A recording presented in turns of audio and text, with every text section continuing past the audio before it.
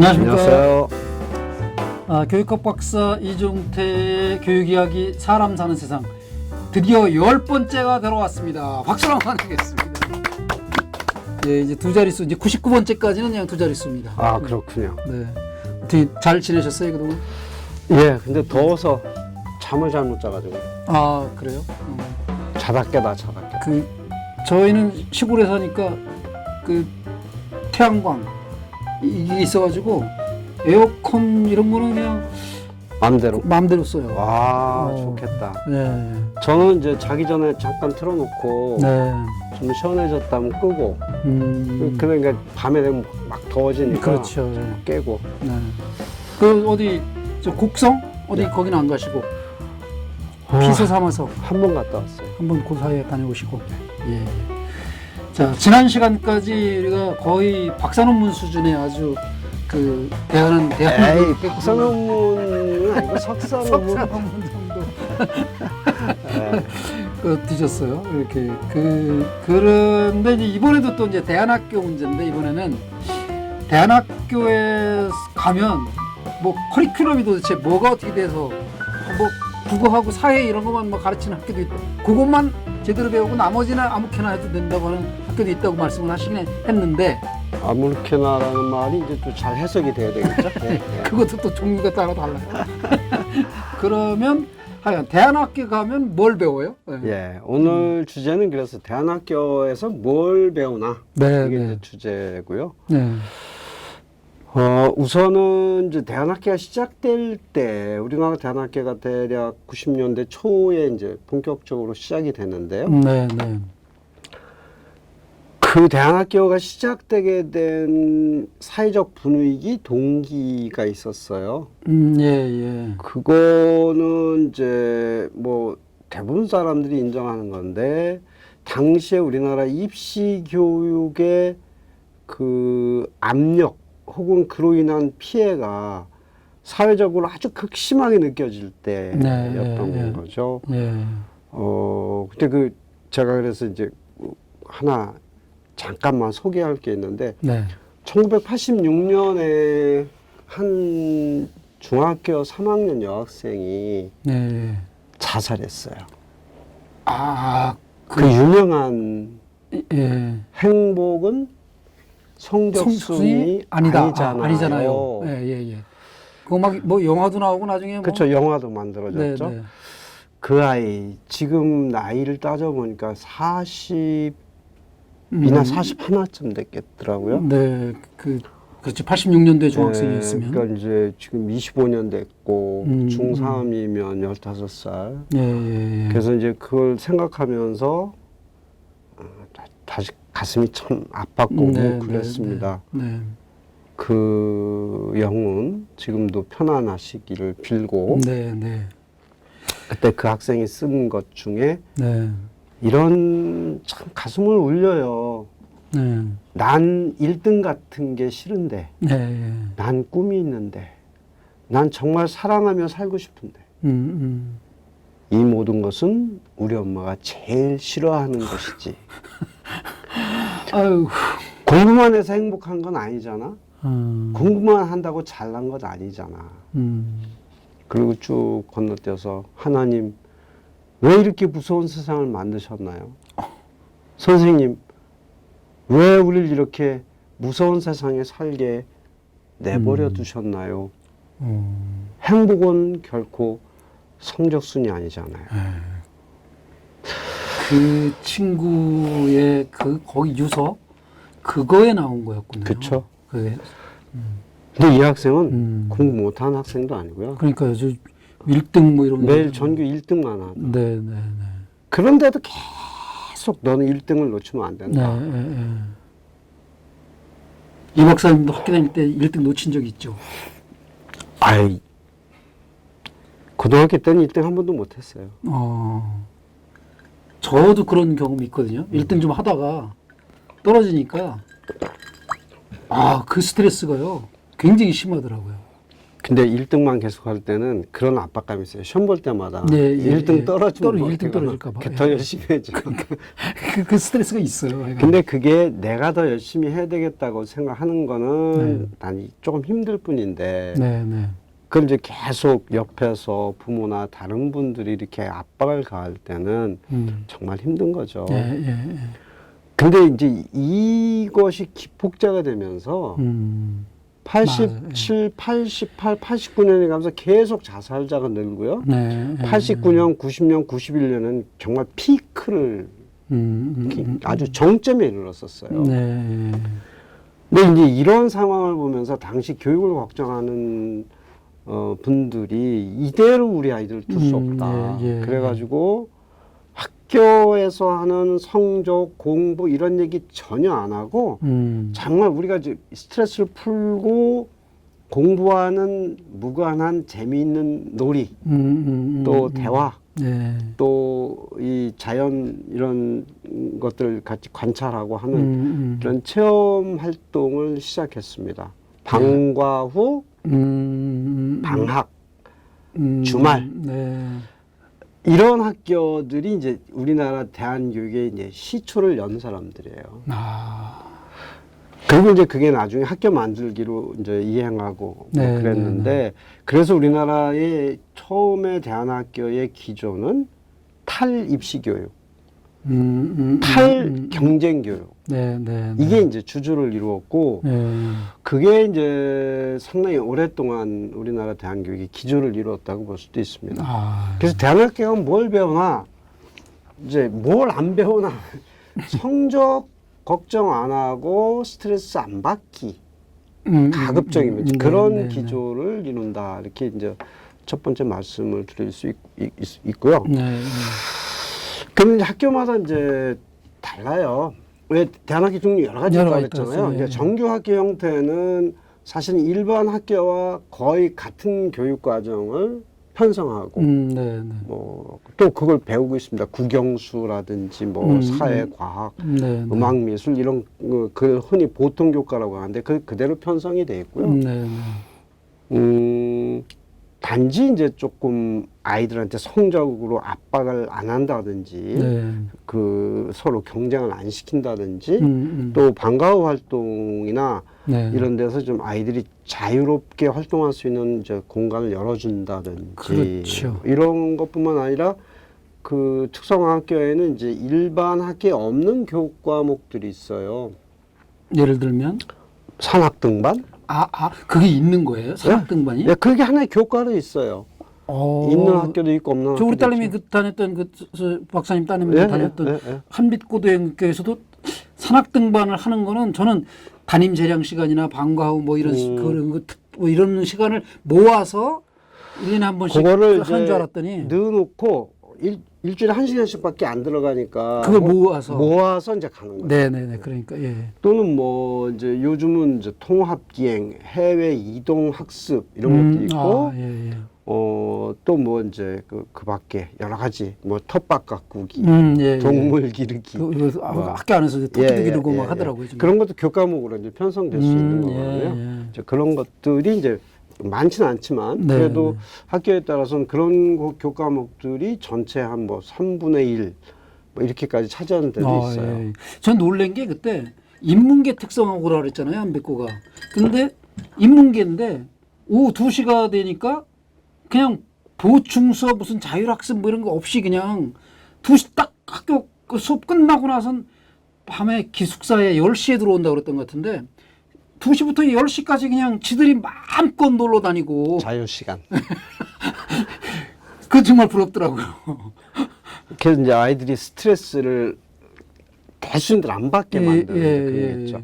정규학교는 그런데 왜 지난번에 법명, 그러니까 법에서 정한 이름이 대안학교라는 게 있다고 그랬잖아요. 네네네. 거기는 방금 전에 말씀하신 대로 의무적으로 꼭 편성해야 되는 시간은 국어하고 사회밖에 없어요. 국가교육과정에 있는 예컨대 1년에 250시간 해야 된다면 125시간 이상만 하면 돼요. 2분의 1. 네네. 그럼 나머지는 다 노나요? 그건 아니죠. 네, 네. 뭐 거기서도 국영수 편성할 수가 있고 또 이제 다양한 걸 할 수 있는데 국가교육과정에 있는 걸 따라서 하는 게 아니라 그 학교에서 학칙으로 네, 네. 뭐 여러 가지를 이제 정할 수 있는 거죠. 그래서 어떤 학교는 네. 집중적으로 음악만 하는 학교도 있고 또 어떤 학교는 종교 활동을 굉장히 이제 주된 프로그램으로 하는 학교도 있고 그렇게 다양하게 편성할 수 있습니다. 그다음에 이제 그 비인가 대안학교는 이제 거기에 비하면 더 자유롭죠. 뭐 국어 사회를 꼭 의무적으로 할 필요도 없고. 그러네요. 예. 다양한 프로젝트나 이런 걸 뭐 해서 그냥 아이들이 처음부터 자기 진로를 찾아서 다양한 활동을 할 수 있게 하기도 하고, 뭐 어떤 데는 이제 꼭 종교적인 건 아니라도 수련 활동 같은 거를 주된 프로그램으로 해서 할 수도 있고, 그러니까 무엇을 배우고 무엇을 가르칠 것이냐는 것이 이제 학교에 정해지면 그거를 국가교육과정이나 대학 입시나 이런 거 무한하게 이제 마음대로 할 수 있는 게 이제 대안학교들입니다. 그럼 공통적인 건 없을까? 전체적으로 뭐 정규학교형 대안학교나 각종학교형 대안학교, 비인가 대안학교를 관통하는 몇 가지 이제 특성은 있다고 볼 수가 있습니다. 그럼 뭐 일반적으로 얘기하는 인성을 강조하는 게 공통점 아닐까요? 뭐? 그런데 성적만이 아니다. 그다음에 성적만이 아니다는 인성 중심 교육. 네. 보통 그렇게 얘기하잖아요. 네. 저는 그렇게 얘기할 수 있을까? 그것도 아니에요. 또. 인성이라는 게 뭐예요? 사람됨의 철학. 이제 인성이라고 하는 말이 저는 좀 유감이 많습니다. 그것도 또 뭐를 또 이렇게 억조이는 표현이구나. 또 그것도. 그러니까 너는 인성이 틀려 먹었어. 뭐 이렇게 이제 얘기 들으면 되게 기분 나쁘잖아요. 네.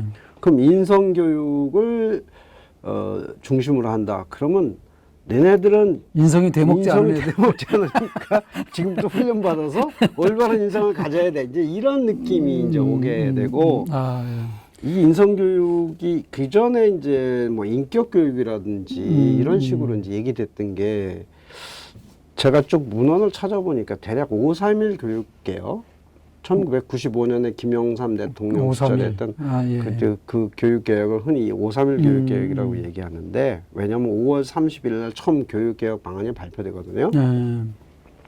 거기에 인성교육이 이제 그 중요한 단어로 등장하면서 그 이후에 보통 사람들이 그냥 뭐 지식 중심의 교육, 입시 중심의 교육이 아닌 교육을 인성교육이라고 부르는데 저는 그 인성교육이 갖고 있는 여러 가지 잘못된 의미, 함의라고 하는데 그런 걸 생각하면 저는 안 썼으면 좋겠다는 그런 생각이 들어요. 그래서 잘못했습니다. 아니 보통 뭐 대안학교를 인성 중심 뭐 교육 뭐 인성 중심 학교 이런 식으로 얘기하는데 그건 아닌 것 같다. 조금 좀 그 우리가 달리 생각할 필요가 그러면 있을까요? 자유학교라는 말을 많이 들어봤는데 그렇죠. 그런 개인의 자유. 보통 자유학교라고 하는 것이 서양에서 국가가 운영하는 정규학교와는 달리 이제 우리나라처럼 국가교육과정이나 뭐 정부의 통제나 이런 거를 안 받고 그야말로 아이들 중심으로 운영하는 학교들을 자유학교라고 얘기를 했는데 그 원조는 뭐 잘 아시다시피 썸머힐이라고 서머힐, 영국에 영국의 썸머힐이 이제 1921년에 만들어졌는데 오래됐군요. 그게 이제 1960년대에 미국에서 굉장히 그걸 이제 주목을 하게 돼요. 왜냐하면 미국은 1960년대에 학교 부적응, 중도 탈락 이런 문제가 이렇게 사회 문제가 됐거든요. 요즘 심한 경우 미국 고등학교 학생들이 중도 탈락이 뭐 40%, 50% 되는 학교도 있어요. 우리하고는 상상할 수 없는 다릅니다. 전체적으로 봐도 뭐 한 17%, 20% 이 정도로 미국 고등학교의 중도 탈락률이 높습니다. 그 탈락된 좀 약간 빗나가는 거긴 하지만 그렇게 탈락되면 숫자가 한두 명이라면 모르지만 그렇게 많으면 전체적으로 사회 문제가 되지 않을까요? 그럼 미국에서는 특히 이제 유색 인종의 그런 아이들이 많거든요.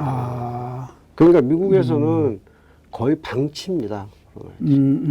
그래서 이제 60년대 후반부터 70년대 그런 아이들을 위한 다양한 대안학교들이 만들어지고 그래서 자유학교 운동, 프리스쿨 무브먼트라고 하는 게 70년대 굉장히 사회적으로 왕성했죠. 예. 그래서 이제 우리나라에도 자유학교라는 말이 이제 많이 익숙해졌는데 이제 본론은 아니 아까 하던 얘기로 돌아가면 이제 그 대체로 이제 그 대안학교라고 하는 데에서 공통점으로 보이는 거는 기본적으로 지식이나 교과 중심이 아니라 아이 중심, 학생 중심, 아이들에 대한 존중, 배려 이런 것들이 이제 기본적으로 학교 문화의 바탕을 이루고 배움에서도 아이가 무엇을 배우고 싶어 하는가를 들으려고 하고 그 아이가 배우고 싶은 것을 마련해 주려고 노력하는 게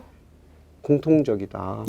근데 그리고 또 이제 제가 다른 그 발달 장애인들 프로그램을 좀 해본 적이 있는데 발달 장애인들과 함께 그래서 그 조력해 주시는 분들은 의견을 내지 말고 발달 장애인들에게 의견을 물어라 이렇게 이제 그렇죠. 예? 그래서 조력하는 사람들에게 그렇게 하거든요. 그래서 이제 한번 밥을 먹고 회의를 할 거냐 아니면 회의를 먼저 하고 밥을 먹을 거냐 가지고 2시간 논의를 하고 그 의견을 계속 기다려주는 거죠. 그렇죠. 근데 뭘 먹고 싶어요? 이렇게 물어보면 본인 경험이 너무 적은 거예요.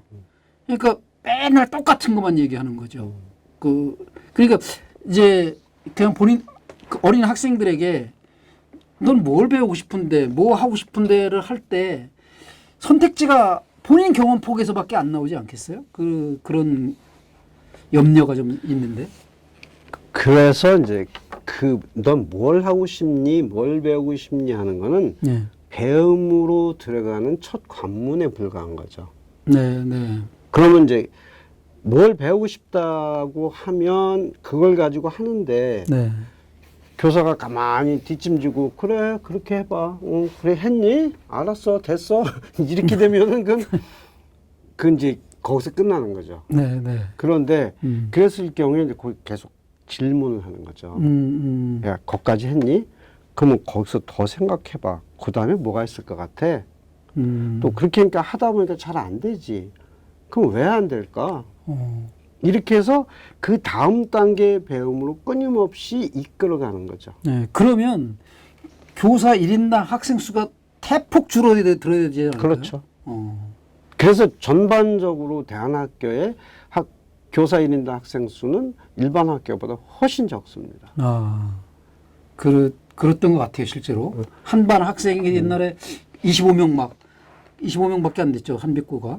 한빛구는 이제 굉장히 큰 학교예요. 25명 내 학교까지 한 학년에 100명이었잖아요. 그래서 전체가 이제 300명. 그랬었네요. 그런 대안학교는 이제 대안학교 동네에서는 메머드 학교라고. 이른바 맘모스급이군요. 그러니까 보통 비인가 대안학교의 학생 수는 뭐 많아야 40-50명. 전체 학생 수가 20-30명. 일장이 일단 있습니다. 사실은 이제 그러면 교사 수도 적을 수밖에 없고 그러면은 학생들이 찾아가서 물어보려고 해도 교사가 적으면 선생님들이 바쁘죠 또. 바쁘기도 하지만 나는 인공위성에 대해서 물어보고 싶은데 근데 선생님 인공위성 아는 사람이 아무도 없어요. 그래서 이제 학교 문이 낮을 수밖에 문턱이 낮죠. 그러면 그거를 학교 밖에 아는 사람한테 찾아가서 또 배울 수 있고 그런 건데요. 어쨌든 이제 아이를 존중하는 게 공통점이다 하는 것이고요. 그래서 이제 학교 교육 과정을 편성하든지 무슨 자체 활동을 하든지 아까 말씀하신 대로 그야말로 이제 뭐 어디 소풍을 가든지 어디 통합 기행이라고 해서 이제 어디를 가든지 전적으로 아이들의 의견을 다 물어보고 그렇게 민주적으로 결정하려고 노력합니다. 물론 모든 학교가 그렇다는 건 아니고요. 네. 대체로 그렇게 지향하는데 학교에 따라서는 조금 이렇게 그렇지 못한 학교들도 네. 간혹 있을 수 있습니다. 네, 네. 그 다음에는 이제 지식, 성적, 또 특히 그 등수 이런 것들은 이제 거의 이 네, 예. 거론조차 하지 않으려고 하는. 아예 시험을 안 보기도 하더라고요. 그럴 수도 시험을. 있죠. 예. 예. 비인가대학교 같은 데 시험이 없죠. 네, 네. 이제 정규 학교 같으면은 그것도 나이스라고도 나이스, 하는 네이스. 거기에 이제 기록을 해야 되잖아요. 네, 네. 정규 학과 다른 학교와 똑같이 그러니까 시험도 봐야 되고 성적도 내고 석차도 내고 그러는데 네, 네. 뭐 각종 학교라든지 아니면 예, 비인가 대안학교 같은 게 그런 게 전혀 없죠. 네, 네. 근데 이제 이후 학교 같으면은 다 그렇게 해야 됨에도 불구하고 아이들 간의 성적 경쟁을 일체 안 하는 것이 문화로 이렇게 돼 있어요. 그 아이들이 하는 말 옛날에 저 보면은 시험을 보잖아요. 네. 그러면 아이들이 서로 노트하는 거를 다 돌려봅니다. 그래서 아니 네가 공부한 걸 왜 다른 애를 보여줘? 아니 우리가 뭐 우리끼리 경쟁하는 게 아니고 학교 밖에 다른 모든 고등학생이 경쟁하는 건데 우리 아이들이 서로 잘하는 게 좋잖아요. 이렇게 얘기하는 걸 들었는데. 야, 우분투 얘기 생각나는데요. 예? 우분투라는 단어 그 아프리카에서 예. 네가 있어서 우리가 있다, 뭐 내가 있다, 뭐 이런. 예. 그러니까 그런 문화가 제대로 정착된 학교가 이제 뭐 많지 않을 수는 있는데 예. 공통적으로 지향점은 대안학교들은 이제 그렇다. 네, 이제 말씀을 드릴 수 있고요. 예. 그 다음에 이제 뭘 배우든지 활동을 하든지 하는 게 이제 프로젝트라는 말을 많이 합니다. 네. 프로젝트 방식의 학습인 거죠. 프로젝트라고 하는 무슨 과제잖아요. 네, 네. 어떤 과제를 내주고 그 과제를 해결해 나가는데 개인별로가 아니라 팀별로 이렇게 하니까 서로 협력해서 학습하는 것이 이제 자연스럽게 몸에 있고 그 다음에 자기네들이 원점에서부터 하나하나 그 문제 해결 경로를 찾아가니까 네. 탐구력이 굉장히 발달할 수 있고 이 서로 이렇게 의논하면서 하니까 이제 토론 문화, 네. 그다음에 추리, 논리력 이런 것들이 이제 길러질 수 있는 거죠. 이 옛날에 그 교육학 개론인가 뭐 이런 거 배울 때 실제로는 다 이런 거를 이론적으로는 사범대학 교육대학에서 가르친 거잖아요, 다. 뭐 그게 그렇죠? 현장에서는 학교 발령받아서 현장에 가면 그게 안 됐던 것뿐이지. 네. 예. 학교 문화 자체가 이렇게 구획화되고 경쟁 시험 그다음에 시험도 다 사지 오지 선다요. 객관식 이렇게 했다 보니까 그리고 이제 많이 풀어봐서 실수하지 말아야 되고 그러니까 언제 애들 토의하고 막 그러겠어요.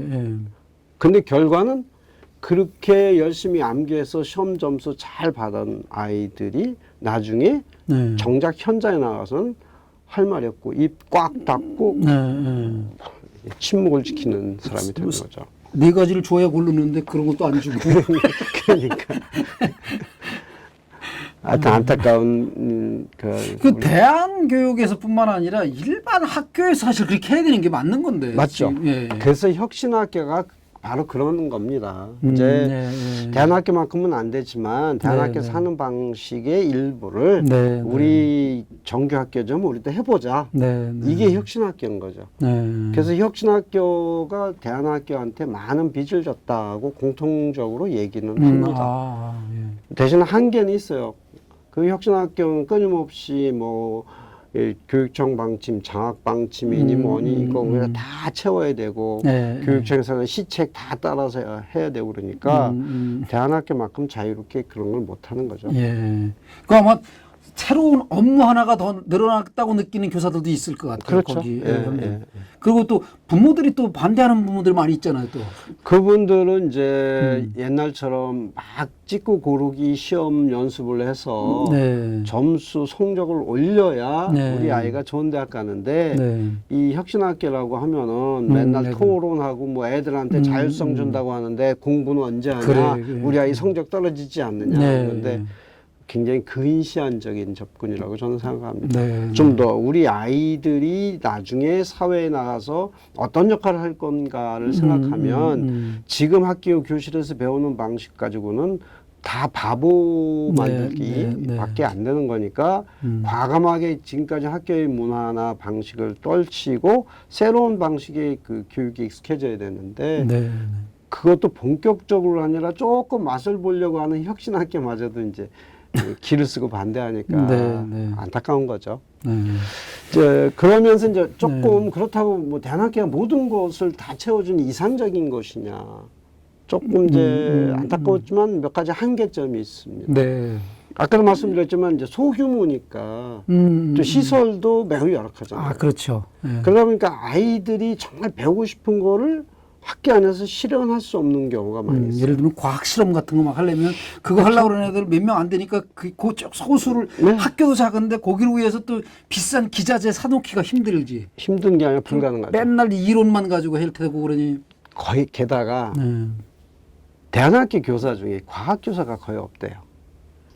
아, 하긴 이게 이런 얘기들이 인문학 쪽은 좀 많이 될 것 같은데 이공계에서는 좀 대안교육이라는 걸 찾기가 특히 좀... 초중대안학교 같은 경우에 거기 대체로 오는 분들이 이제 소위 우리가 말하는 인문계 전공한 사람들이 많고 그 다음에 이제 과학은 조금 전문적인 지식이 있어야 되잖아요. 실험할래도 실제로 그 실험 기술도 있어야 되고 우리 학교 다닐 때 실험 열심히 했으면 그냥 그걸로도 할 수 있는데 우리 학교 다닐 때 실험 거의 안 했잖아요. 성인들은 이제 잘 못하니까 그래서 아이들이 과학 같은 분야에 특히 취약하다. 이런. 그럴 수도 있네요. 그리고 또 어린 학생들이 수학과 어려워하고 그런 것도 있고. 그런 어려움이 있고 그러다 보니까 이제 일부 학부모들이 이렇게 반대하듯이 이 수능 대비라든지 대학 입시를 대비하는 데는 아무래도 좀 불리할 수 있죠. 그 다음에 이제 대안학교 교사들이나 운영하는 분들이 우리는 입시 교육에 관심이 없다. 선언하시더라고요. 그렇게 선언하고 하니까 이유학교 그 유명한 이유학교 같은 데도 처음에 이제 학교 입학할 때 다 서약서를 씁니다. 우리 아이에게는 사교육을 시키지 않겠습니다.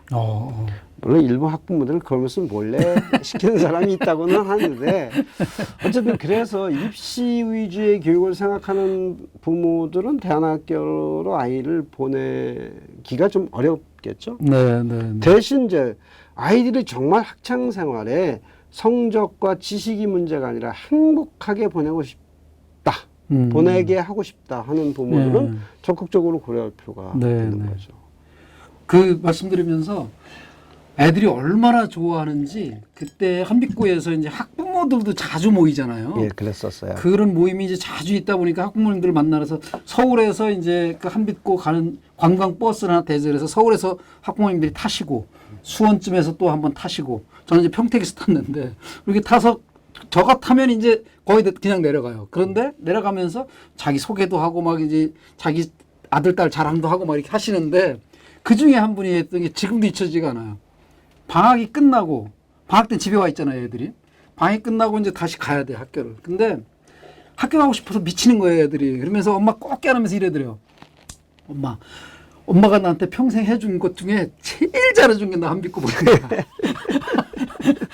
근데 저는 이제 성공에 대해서 강의할 때 제 강의 듣던 학생이 한빛고 출신이 있는 거예요. 얘들은 한빛고 4학년 이렇게 표현을 하더라고요. 그리고 주말 되면 자기 모기업을 가고 싶어 하는 거야. 선생님들 보고 싶어 하고 후배들 만나고 싶어. 난 그래서 제가 고등학교 졸업한 고등학교를 막 가고 싶어서 환장한 적이 있나? 그래서 그러니까 학교가 아이들한테 어떻게 해주냐에 따라서 아직도 아이들은 학교를 그리워하고 학교가 행복한 공간이 될 수 있다.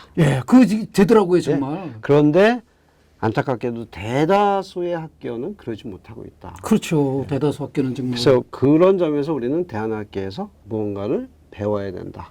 진짜 대안으로 해야 될 것 같고 그 지금 말씀하신 그 굉장히 오늘은 희망적이었어요. 교육이 이럴 수도 있는 거구나. 이렇게 그렇게 돼야 이게 공교육 시스템에서 일반적인 학교들도 그런 지금 우리가 듣는 이야기 나눈 대한학교의 그런 시스템과 방식과 이런 것들이 다 도입이 되어야 되지 않을까 이런 생각까지 희망을 좀 보았습니다. 네. 너무 충격적인 얘기만 듣다가 좋은 얘기 오랜만에 좀 들었고요. 예. 오늘 마무리할까요? 아니, 너무 시간이 많이 갔어요. 예. 다음에 또 다른 얘기 하더라도. 예. 그래요. 학부모 여러분, 대한학교, 대한교육기관 이런데 자녀들 보내시는 거 너무 주저하지 마시고 진짜 대안이라고 봅니다. 현재 교육 시스템에서는 대한교육기관, 대한학교 여기가 대안이니까 그 대안도 다양한 대안이 있으니까 궁금하시면 우리 이종태 박사님한테 직접 메일 보내셔도 되고 OBC 원방송에 연락해 주셔도 예. 연결 충분히 되고요. 언제든지 친절하게. 네. 예. 그런 이야기들을 또 더 이어나갈 테니까 다음 기회도 한번 좀 지켜봐 주시고요. 자, 구독과 좋아요는 여러분의 사랑입니다. 예, 지금까지 시청해 주신 여러분들께 감사드립니다. 수고하셨습니다. 고맙습니다. 감사합니다.